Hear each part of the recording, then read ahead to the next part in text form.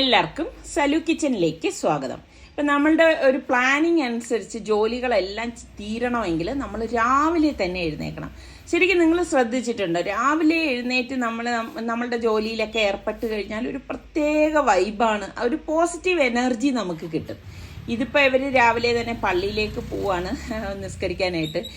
അപ്പം ഇതിന് തൊട്ട് മുൻപ് നമ്മൾ എഴുന്നേക്കുമല്ലോ. അപ്പം ഞാനാണെങ്കിൽ രാത്രി ആകുമ്പോഴേക്ക് ഈ കസേരയൊക്കെ എടുത്ത് വരാന്തയിൽ നിന്ന് എടുത്ത് അകത്ത് വെക്കും കേട്ടോ.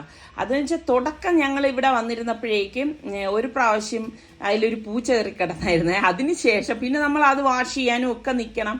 മനസ്സിന് ഭയങ്കര ഒരു തൃപ്തികേടല്ലേ. അപ്പം ഞാൻ എത്ര രാത്രിയാണെങ്കിലും ഞാൻ ഇവിടെ ഇരിക്കുന്ന ചെയറും സ്റ്റൂളും ഒക്കെ എടുത്ത് അങ്ങ് അകത്ത് വെക്കും. പിന്നെ നമുക്ക് അതിനെക്കുറിച്ച് വലിയൊരു തലവേദനയൊന്നും വേണ്ടല്ലോ. പിന്നെ രാവിലെ ആകുമ്പോഴേക്ക് എഴുന്നേൽക്കുമ്പം ഇത് പിടിച്ചകത്ത് വെക്കും. ഇപ്പം ഈ മോളുള്ളത് കൊണ്ടാണ് ഇപ്പോൾ ഇവിടെ ഞങ്ങൾ നെറ്റ് ഇട്ടത് കേട്ടോ. അത് വലിയൊരു അനുഗ്രഹം തന്നെയായി. പിന്നെ ഈ പ്രഭാത കർമ്മങ്ങളും പ്രാർത്ഥനയ്ക്കും ഒക്കെ മുന്നേ തന്നെ ഞാൻ എന്ത് ചെയ്തു, നമ്മളുടെ ഹാളും ഡൈനിങ്ങും ഒക്കെ ഒന്ന് ഒതുക്കി വെക്കും. ഇവരെന്തെങ്കിലുമൊക്കെ വലിച്ചിട്ടിട്ടുണ്ടാവും കേട്ടോ രാത്രിയിലെ. അപ്പം മോളും കൂടിയുള്ളതല്ലേ, അതുകൊണ്ട് ഞാൻ അതൊന്ന് പ്രത്യേകം ശ്രദ്ധ കൊടുക്കും. പിന്നെ നിസ്കാരമൊക്കെ കഴിഞ്ഞ് വന്നിട്ട് ഞാൻ കുറച്ച് സമയം ടെറസിലേക്ക് വന്നിട്ട് ഒന്ന് സ്പെൻഡ് ചെയ്യും കേട്ടോ, ഒരു 5-10 മിനിറ്റ്. അപ്പോൾ ഒരു പ്രത്യേക വൈബാണ്. പിന്നെ അവിടെ നിന്ന് നേരെ താഴെ വരും. താഴെ വന്നിട്ട് നിസാർക്ക് അപ്പോൾ എത്താറാകും കേട്ടോ. ഇതൊക്കെ കുറച്ച് ടൈം എടുക്കും. അപ്പോൾ എനിക്കറിയാം നിസാർക്ക് വരുന്ന ആ ഒരു ടൈം. അപ്പം ഞാൻ ചായക്ക് വയ്ക്കും. അപ്പം ഡെയിലി നമ്മളുടെ വ്ളോഗ് കണ്ടുകൊണ്ടിരിക്കുന്നവർക്കാണെങ്കിലും മനസ്സിലാവും. അപ്പം എൻ്റെ അടുത്ത് കുറേ പേരിങ്ങനെ എങ്ങനെയുണ്ട് ഹെൽത്ത് എന്നൊക്കെ ചോദിച്ചിട്ടുണ്ടായിരുന്നു. ശരിക്കും വീഡിയോസ് ഒന്നും വരാതിരുന്നത് എനിക്ക് വോയിസ് ഒന്നും ഇല്ലായിരുന്നു കേട്ടോ. ഇപ്പോഴും അത്ര അങ്ങോട്ട് ക്ലിയർ ആയിട്ടില്ല.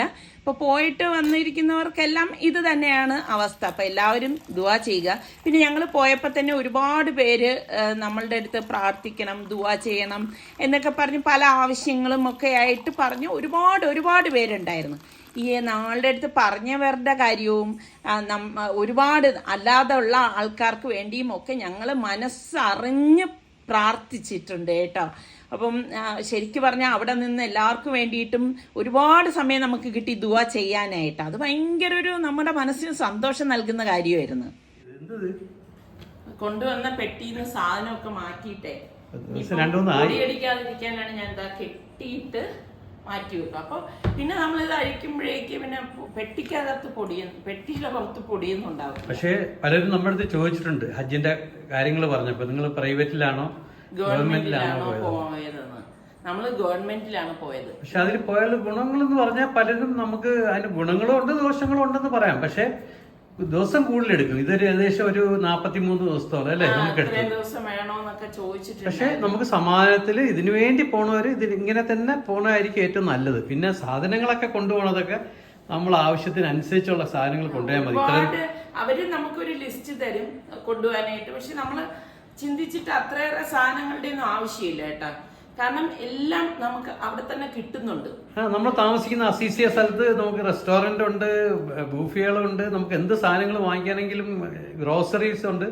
പക്ഷെ അതനുസരിച്ച് നമ്മൾ കുഴപ്പം. പിന്നെ വേറൊരു കാര്യം സമയം തിരിച്ച് നമുക്ക് വല്ല തീത്തപ്പഴോ അങ്ങനെയുള്ള കുറച്ച് എന്തെങ്കിലും സാധനം വാങ്ങിക്കൊണ്ട് വരണമെങ്കിൽ നമുക്ക് ആവശ്യമുള്ള നമുക്ക് യഥാർത്ഥത്തിൽ കൊണ്ടുപോകാൻ പറ്റുന്നത് 20ന്റെ 2 പെട്ടി, ഒരാൾക്ക് 20 കിലോയുടെ 2 പെട്ടിയും ഒരു 7 കിലോ ഹാൻഡ് ലഗേജും അല്ലേ. ഇത്രയും നമുക്ക് അനുവദനീയമാണ്. അത് വേണമെങ്കിൽ കൊണ്ടുപോകാം, അല്ലെങ്കിൽ അവിടെ നിന്ന് ഇങ്ങോട്ട് കൊണ്ടുവരാൻ വേണ്ടി തയ്യാറെടുത്ത് പോവാം. അപ്പൊ ഇതൊക്കെയാണ് അവസ്ഥ. ഇപ്പം കെട്ടിയൊക്കെ അടിച്ച് പൊടി അടിക്കാതിരിക്കാനാണ് ഇത്രയും പാടുപെട്ടൊക്കെ വെക്കുന്നത്. അപ്പൊ എവിടെ വെച്ചാലും നമ്മൾ ഇനി അവസാനം ഇനി എപ്പോഴാണ് എടുക്കുന്നത് അറിയത്തില്ല. പൊടി നമ്മൾ എത്രയൊക്കെ തുടച്ചു വെക്കണം എന്ന് പറഞ്ഞാൽ പൊടി എന്ന് പറയുന്ന ഒരു സംഭവം ചുറ്റുപാടില്ലേ. പിന്നെ നമ്മൾ ഹജ്ജിന് ഇക്കൊല്ലം പോകണമെന്നുള്ളവർ മിക്കവാറും എല്ലാവരും നിയത്ത് ചെയ്യുക ഹജ്ജിന് പോകാനായിട്ട്. പക്ഷേ നിയത്ത് ചെയ്ത് കഴിഞ്ഞാൽ അത് കബൂൽ ചെയ്യുന്നതാണ്. പിന്നെ ഈ ഹജ്ജിന് പോണവർ ആഗ്രഹിക്കുന്നവർ ആദ്യം ചെയ്യേണ്ടത് നിങ്ങളെ പാസ്പോർട്ട് എടുത്ത് നോക്കുക. അടുത്ത കൊല്ലം 2026 ജനുവരി വരെ കാലാവധിയുള്ള പാസ്പോർട്ട് ഉണ്ടായിരിക്കണം. അതാണ് നിർബന്ധം. ആദ്യം അത് ക്ലിയർ ചെയ്യുക. പിന്നെ കുഴപ്പമൊന്നുമില്ല. ഇത് ഇഷ്ടംമാതിരി ഇപ്പം ഞാനൊക്കെ ഹജ്ജിന് കൊടുക്കാൻ പോകുമ്പോൾ ഞാൻ അന്വേഷിച്ച് നടക്കുമല്ലോ എങ്ങനെയാണ് ഇത് ഫില്ല് ചെയ്യുന്നത്, എവിടെയാണ് ചെയ്യേണ്ടതെന്നൊക്കെ. പക്ഷെ ഇപ്പം നമ്മൾ പോയപ്പോഴാണ് മനസ്സിലായത് ഇതിന് ഉള്ള ആൾക്കാരൊക്കെ ഉണ്ട്. ഇതിനകത്ത് 1-2 ആൾക്കാരുടെ നമ്പർ ഞാൻ വേണമെങ്കിൽ ഡിസ്ക്രിപ്ഷൻ ബോക്സിൽ കൊടുത്തിരിക്കാം. അപ്പോൾ അവരെ കോൺടാക്ട് ചെയ്ത് കഴിഞ്ഞാൽ ട്രിവാൻഡ്രം ജില്ലയിലുള്ളവർക്കൊക്കെ അത് ഉപകാരപ്പെടും. അവർക്ക് വേണമെങ്കിൽ അവരെ കോൺടാക്ട് ചെയ്തിട്ട് അവർ അതിൻ്റെ എല്ലാ ഡയറക്ഷൻ തരും. പക്ഷെ നിങ്ങൾ ഫസ്റ്റ് നിങ്ങൾ ചെയ്യേണ്ടത് നിയത്ത് ചെയ്യുക, പാസ്പോർട്ട് ഒന്ന് വാലിഡിറ്റി വാലിഡ് ആയിട്ടുള്ള പാസ്പോർട്ട് ജനുവരി 26 അടുത്ത കൊല്ലം 26 വരെ 2020. പിന്നെ പലർക്കും ഉള്ളൊരു ഡൗട്ട് എന്ന് പറഞ്ഞു കഴിഞ്ഞാല് ഇത് അല്ല ഡൗട്ടല്ല, പലരും ചിന്തിക്കണമെന്ന് വെച്ചാൽ നമ്മൾ വയസ്സായ ശേഷം, അതായത് ഒരു പ്രായം കഴിഞ്ഞിട്ടാണ് നമ്മുടെ നാട്ടുകാരൊക്കെ ഹജ്ജിന് പോണത്. പക്ഷെ അത് തെറ്റായ തീരുമാനമാണ്. നമ്മുടെ ആരോഗ്യവും സാമ്പത്തികവും ഒക്കെ ഉള്ള സമയത്ത് അല്ലേ, സാമ്പത്തികമായിട്ടൊക്കെ നമുക്കിപ്പം ഹജ്ജ് ചെയ്യാൻ ഉള്ള അതിനുള്ള ചെലവ് താങ്ങാൻ പറ്റുന്നവരും അതുപോലെ ആരോഗ്യമുള്ളവരും അപ്പം തന്നെ ചെയ്യുന്നതാണ് നല്ലത്. കാര്യം വെച്ച് കഴിഞ്ഞാൽ വെച്ച് താമസിക്കേണ്ട കാര്യമില്ല. ഇപ്പൊ നമ്മള് ഇന്ത്യയിൽ നിന്ന് പോയ ഹാജിമാരുടെ വയസ്സ് നോക്കിക്കഴിഞ്ഞാൽ എല്ലാം എബോ 50 ആണ്, 50, 60 പ്രായമുള്ളവരുണ്ട്. പിന്നെ രണ്ടാമത്തെ കാര്യം ഞാൻ കണ്ടത് മാതാപിതാക്കളെ, പ്രായമുള്ള മാതാപിതാക്കളെ ഒറ്റയ്ക്ക് നിങ്ങൾ ഹജ്ജിനായിട്ട് വിടരുത്. കാര്യം വെച്ച് കഴിഞ്ഞാല് അത് ഭയങ്കര കഷ്ടമാണ്. ഞാൻ കെട്ടിയ ഞാൻ കെട്ടിച്ചോളാം. ഒത്തിരി ബുദ്ധിമുട്ട് ഉണ്ടാക്കിയിട്ടുണ്ട്, ഒത്തിരി ബുദ്ധിമുട്ടുണ്ട് അവർക്ക്. അവരാരെയും കൊണ്ടുപോകാനും നമ്മൾക്കൊക്കെ സഹായിക്കാം, നമുക്ക് ആരോഗ്യമുള്ളവരൊക്കെ സഹായിക്കും. പക്ഷെ ഇതൊക്കെ ഒരേ കർമ്മങ്ങൾ ചെയ്യേണ്ട സമയത്ത്, നമ്മൾ എല്ലാവരും ചെയ്യുന്ന സമയത്ത് അവർക്കൊക്കെ നോക്കാൻ അറ്റൻഷൻ കിട്ടാൻ ഭയങ്കര പാടാണ്. അവർക്ക് ഈ ബാത്റൂമിൽ പോകാനും വരാനും ഞങ്ങൾ നേരിൽ കണ്ടതാണ്. അപ്പൊ ദയവ് ചെയ്ത് അങ്ങനെ മാതാപിതാക്കളെ ഒറ്റയ്ക്ക് വിടല്ലേ, അവരുടെ കൂടെ മക്കളോ കൂടെ വേണമാണ് നല്ലത്. കാര്യം വെച്ച് കഴിഞ്ഞാൽ അത് അനുഭവം, നമ്മളിത് ഈ പറയുന്നതല്ല, അനുഭവത്തിൽ എന്ന് പറയുന്നതാണ്. അപ്പം നമ്മൾ നല്ല പ്രായമാവുന്നതിന് മുമ്പ് തന്നെ ഹജ്ജ് ചെയ്യുക, പ്രായമാവാൻ നിൽക്കണ്ട. പിന്നെ എനിക്ക് തോന്നിയ ഒരു കാര്യം പറയട്ടെ സമയം, നമ്മളെല്ലാവരും ഈ മക്കളെ കല്യാണമൊക്കെ കഴിച്ചിട്ട് ഇപ്പൊ മക്കള് ഹണിമൂൺ അല്ലെങ്കിൽ അവരെ ഫസ്റ്റ് ട്രിപ്പ് തായ്ലൻഡ്, സിംഗപ്പൂർ മറ്റേ കൊടുക്കുന്നതിന് പകരം എൻ്റെ ഒരു സജഷൻ, കല്യാണം കഴിഞ്ഞ് കഴിഞ്ഞാൽ പിള്ളേരെ ഉംറയ്ക്ക് വിടുക, ഒരു പാക്കേജ് കൊടുക്കുക, ഉംറ ചെയ്തിട്ട് വരും, നല്ലൊരു തുടക്കം അല്ലേ. അങ്ങനെയൊക്കെ ചെയ്യുവാണെങ്കിലൊക്കെയാണ് നല്ലത്. പക്ഷെ നമ്മൾ ഈ പറഞ്ഞ ഹജ്ജിന്റെ കാര്യത്തിൽ എൻ്റെ അഭിപ്രായത്തിൽ നല്ല ആരോഗ്യവും ഒക്കെ ഉള്ള സമയത്ത് പോയി ചെയ്യുക. അതുപോലെ പ്രായമുള്ള മാതാപിതാക്കളെ ഇടയിൽ ചെയ്യില്ല അല്ലേ. അത് ഭയങ്കര കഷ്ടമാണ് കേട്ടോ. നേരിൽ കണ്ടാണ് നമ്മളെല്ലാവരും, ചുറ്റുപാടുള്ളവരും അവരെ സഹായിക്കും. പക്ഷെ നമ്മുടെ കൂട്ടത്തില് അവർക്ക് അങ്ങനെ ഒരു ഫീൽ ഉണ്ടാവരുത്. കാരണം അതുപോലെയാണ് ഹജ്ജ് കർമ്മം എന്ന് പറയുന്നത്. ഇപ്രാവശ്യം ഏറ്റവും അല്ലെ ചൂടുള്ള ഒരു ടൈം തന്നെയായിരുന്നു.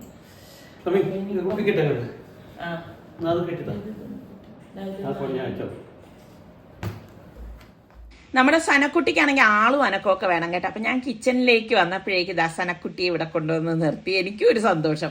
അപ്പോൾ ഒരു പാൻ അടുപ്പത്തേക്ക് വെച്ച ശേഷം ഞാൻ 1 കപ്പ് വെള്ളം ഒഴിച്ചിട്ട് പാകത്തിനുള്ള ഉപ്പിട്ട് കൊടുക്കുകയാണേ. അപ്പം ഈ വെള്ളം ഒന്ന് തിള വരുമ്പോഴേക്കും ഞാൻ ഗ്യാസ് ഓഫ് ചെയ്ത് കൊടുത്തു. അതിനുശേഷം 1 കപ്പ് റവ ഇട്ട് കൊടുക്കുകയാണ്.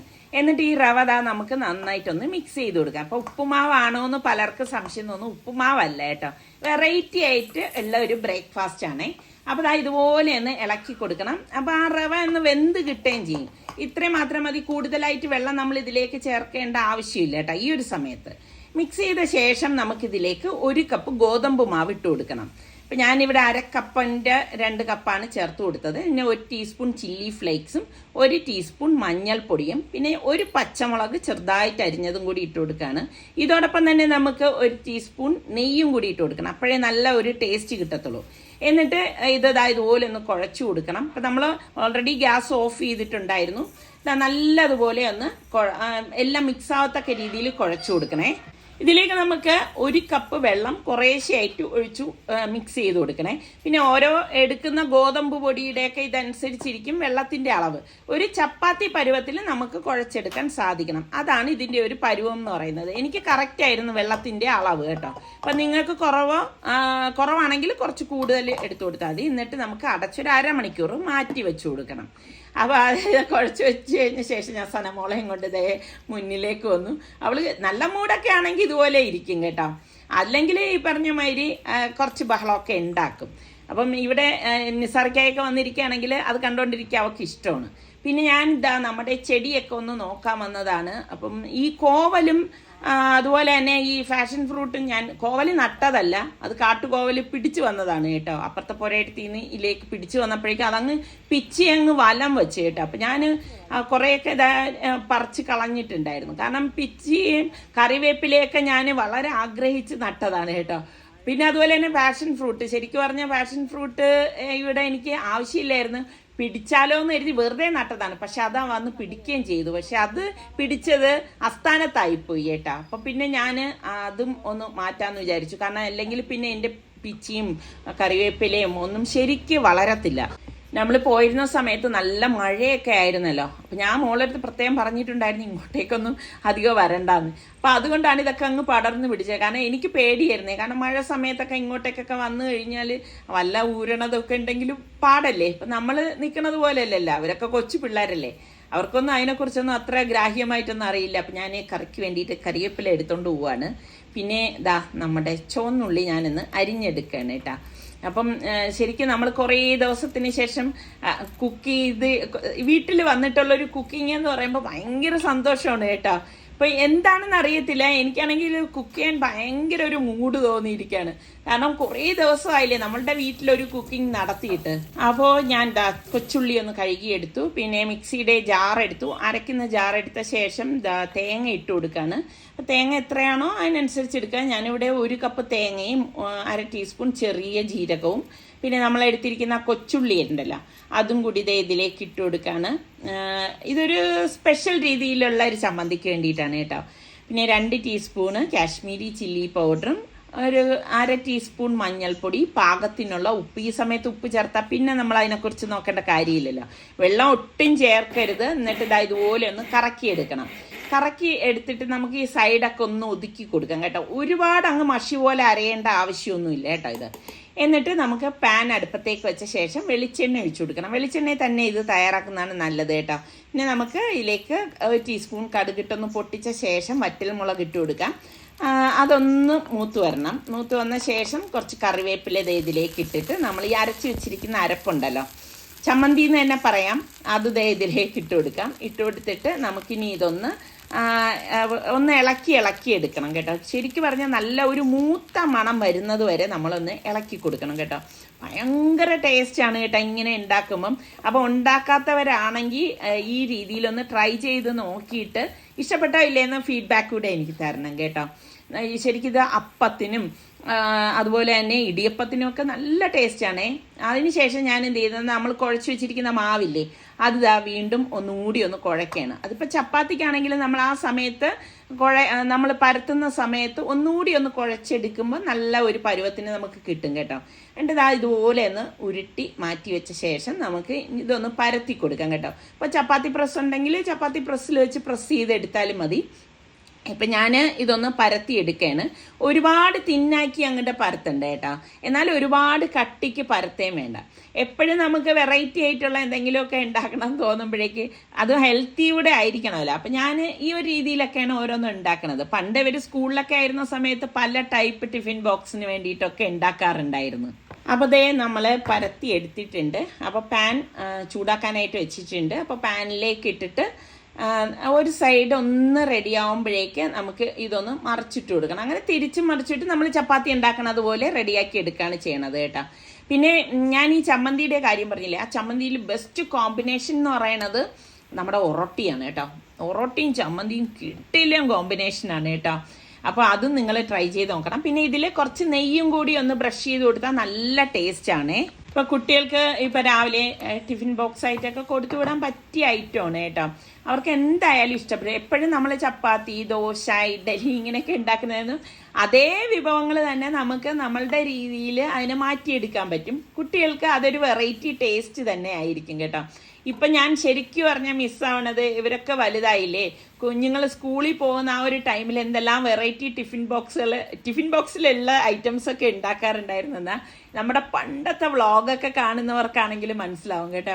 ഇപ്പം ഞാൻ തന്നെ എൻ്റെ പഴയ വ്ളോഗ് എടുത്ത് നോക്കുമ്പോഴേക്ക് എനിക്ക് ഭയങ്കര ഒരു സന്തോഷമാണ്. അന്ന് അവരെ സ്കൂളിൽ പറഞ്ഞു വിടുന്നതും അവർക്ക് വേണ്ട അതുപോലെയുള്ള ആഹാരങ്ങൾ വെറൈറ്റി ആയിട്ട് ഉണ്ടാക്കണതും.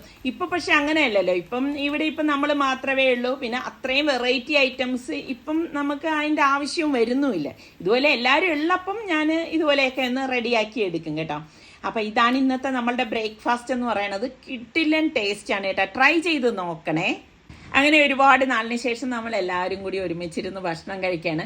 ശരിക്കും നമ്മുടെ വീട്ടിൽ മക്കളെല്ലാവരും ഉള്ളപ്പോഴാണെങ്കിൽ മക്കളെല്ലാവരും ഒരുമിച്ച് വിളിച്ചിരുത്തി തന്നെ ഭക്ഷണം കഴിക്കണം കേട്ടോ. നമ്മളെ ഡൈനിങ്ങിലെങ്കിലും എല്ലാവരും ഒത്തുകൂടാനായിട്ട് ശ്രമിക്കണം.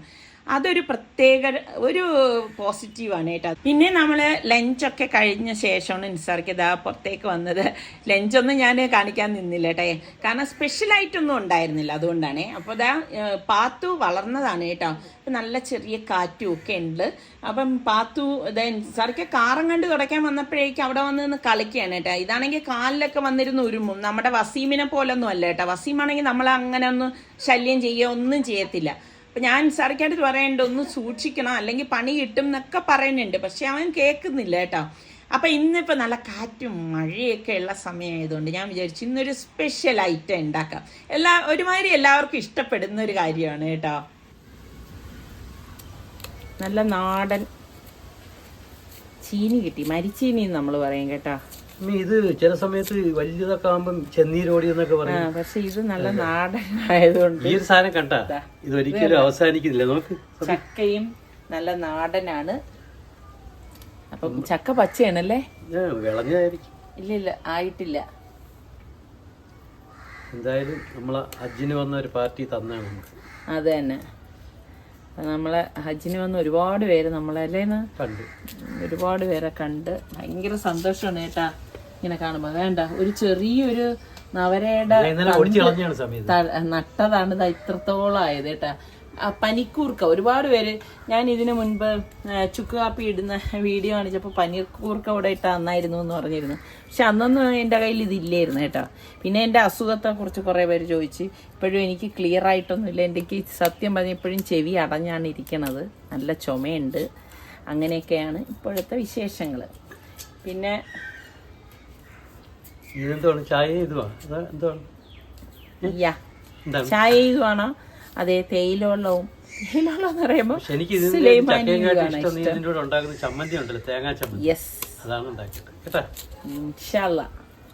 അങ്ങനെ നമ്മള് ഞാൻ മരിച്ചീനി നന്നായിട്ടൊന്ന് കഴുകിയ ശേഷം എൻ്റെ ഒരു ചെറിയ മൺചട്ടിയാണ് കേട്ടോ. അതെടുത്തിട്ട് ഞാൻ അതിലേക്ക് ഇട്ട് തിളച്ച വെള്ളം ഒഴിച്ച്, എളുപ്പത്തിനാണ് തിളച്ച വെള്ളം ഒഴിച്ചത്. ശരിക്കും പറഞ്ഞാൽ ഇതിപ്പം ഞാൻ ഫസ്റ്റ് വെള്ളം ഇതിനി ഇരുന്ന് ഒന്നുകൂടി ഒന്നും തിളയ്ക്കില്ല, അപ്പോഴേക്ക് ഊറ്റിയിട്ട് രണ്ടാമത്തെ വെള്ളം വയ്ക്കും. അപ്പോൾ പലരും പ്രഷർ കുക്കറിലൊക്കെ വേവിക്കണം ഞാൻ കണ്ടിട്ടും കേട്ടിട്ടുമുണ്ട്. പക്ഷെ അങ്ങനെ ചെയ്യരുത് കേട്ടോ, അത് കേടാണേ. അപ്പോൾ അതാ ചുവന്നുള്ളി എടുത്ത് നിസാർക്ക് ഒരു സ്പെഷ്യൽ ചമ്മന്തി വേണമെന്ന് പറഞ്ഞില്ലേ, അതുകൊണ്ടാണ് ഞാൻ ചെറിയുള്ളി എടുത്തത്. പിന്നെ ആ മുളക് കണ്ടോ, നിങ്ങളുടെ നാട്ടിൽ ഈ മുളകിന് എന്ത് പേര് പറയും? ഇത് ഒരു മുളകെന്ന് പറഞ്ഞാൽ ഇതൊരു 1.5 എരിവുള്ള മുളകാണ് കേട്ടോ. ഇതിന് ഉടംകൊല്ലി മുളകെന്നാണ് നമ്മളുടെ ഇവിടെയൊക്കെ തിരുവനന്തപുരത്ത് പറയണതേ. അപ്പോൾ ഓരോ നാട്ടിൽ ഓരോ പേരിലായിരിക്കുമല്ലോ. അതുപോലെ തന്നെ ഈ മുളക് നിങ്ങളുടെ നാട്ടിൽ സുലഭമായിട്ട് കിട്ടുന്നുണ്ടോ എന്നൊക്കെ ഒന്ന് പറയട്ടെ. അപ്പോൾ ഇതിപ്പോൾ രണ്ടാമത് ഞാൻ വെള്ളം വെച്ചതാണ്. അപ്പം മരിച്ചീനി പെട്ടെന്ന് അങ്ങ് വെന്ത് കിട്ടിയിട്ടില്ല കേട്ടോ, കുറച്ച് നേരം എടുത്ത് അത് വേകാനായിട്ട്. അപ്പം ഞാൻ വിചാരിച്ചു ശരി എന്നാൽ ഇന്നിപ്പം അമ്മിക്കല്ലിൽ അരച്ചെടുക്കാമെന്ന്. കുറേ നാളായില്ലേ ഇങ്ങനെയൊക്കെ കുക്ക് ചെയ്തിട്ട്, അതെന്ന് വെച്ചാൽ ഇങ്ങനെയൊക്കെ ചെയ്തിട്ട്. അപ്പം അതുകൊണ്ട് തന്നെ ഭയങ്കര ഇങ്ങനെയൊക്കെ ചെയ്യാനായിട്ടൊരു ആവേശം തോന്നുന്നുണ്ട് കേട്ടോ. അപ്പം ശരിക്കും പറഞ്ഞാൽ എനിക്ക് അമ്മിക്കല്ലിൽ നന്നായിട്ട് അരയ്ക്കുന്നവർ ഞാൻ അരക്കണ കണ്ടിട്ട് പറയും ഇങ്ങനെയൊന്നും അല്ല അരയ്ക്കുന്നതെന്ന് പറയാറുണ്ട്. ശരി തന്നെയാണ്, എനിക്ക് അത്ര നന്നായിട്ടൊന്നും അരയ്ക്കാൻ അറിയത്തില്ല കേട്ടോ. കാരണം നമ്മൾ സ്ഥിരമായിട്ട് ചെയ്യുന്ന ഒരു കാര്യമല്ലല്ലോ. പക്ഷെ എനിക്ക് ചെയ്യാൻ ഇഷ്ടമാണ്. സ്ഥിരം ഡെയിലി നമ്മളിങ്ങനെ ചെയ്യുകയാണെങ്കിൽ നിങ്ങളെപ്പോലെ അതേ നന്നായി അരയ്ക്കുന്നവരെ പോലെ എനിക്കും അരയ്ക്കാൻ കഴിയുമായിരുന്നു കേട്ടോ. പിന്നെ ഇത് മഷി പോലെ അരയേണ്ട കാര്യമില്ല, ഈ ഒരു രീതിയിലാണ് നമ്മളിത് അരച്ചെടുക്കേണ്ടത്. അപ്പം ഭയങ്കര ടേസ്റ്റുള്ള ഒരു ചമ്മന്തിയാണ് കേട്ടോ. ഈ ചമ്മന്തി നിങ്ങളിൽ എത്ര പേര് ഉണ്ടാക്കാറുണ്ടെന്ന് കൂടി പറയേട്ടാ. ശരിക്കും നല്ല മഴയൊക്കെ ഉള്ള സമയത്ത് നമുക്ക് ഇങ്ങനെ നല്ല കപ്പയും ഇതുപോലെ തന്നെ തേയില വെള്ളമൊക്കെ കുടിക്കാൻ ഭയങ്കര ഒരു തോന്നും അല്ലേ, ആഗ്രഹം തോന്നും അല്ലേ. അങ്ങനെ ഇപ്പം ഞാൻ തേയില വെള്ളം എന്ന് പറയുമ്പോൾ പലരും പറയും ആ തേയില വെള്ളം എന്നാണ് പറയുന്നതെന്ന് പറയുവേ. പിന്നെ കടുംചായ എന്ന് പറയുന്നവരുണ്ട്. ഓരോ നാട്ടിൽ അതിന് ഓരോരോ പേരിലല്ലേ പറയണത്. കൂടുതലും നമ്മളൊക്കെ പറയണ സുലൈമാനി എന്നാണല്ലേ. എന്തായാലും ഇത് രണ്ട് നല്ല ഒരു കോമ്പിനേഷനാണ്. നിങ്ങൾക്ക് ഈ ഒരു കോമ്പിനേഷൻ ഇഷ്ടമുള്ള എത്ര പേരുണ്ടെന്ന് കൂടി പറയട്ടാ. ഇന്നിപ്പോൾ ഞാൻ ഉണ്ടാക്കിയ 2 ചമ്മന്തിയും വെറൈറ്റി ആയിട്ടുള്ള ചമ്മന്തിയാണ്. അപ്പം നിങ്ങൾ അതൊന്ന് ട്രൈ ചെയ്ത് നോക്കിയിട്ട് ഏതാണ് നിങ്ങൾക്ക് ഇഷ്ടപ്പെട്ടതെന്ന് കൂടി പറയണം കേട്ടോ. ശരിക്കും നല്ല ടേസ്റ്റാണ് കേട്ടോ. അപ്പം ഇത് കഴിക്കാനായിട്ട് നമ്മൾ മാത്രമല്ല കേട്ടോ, അനിയത്തി അനിയനും ഉമ്മായിയൊക്കെ ഉണ്ടായിരുന്നു. എന്തായാലും വെളിയിൽ ശക്തമായിട്ടുള്ളത് മഴ പെയ്തുകൊണ്ടിരിക്കുകയാണ്. അപ്പോൾ ഈ ഒരു കാറ്റും ഉണ്ട് കേട്ടോ. ഇതുപോലെ മഴയും കാറ്റും ഒക്കെ ഇപ്പോൾ കുറച്ച് കൂടുതലാണല്ലോ.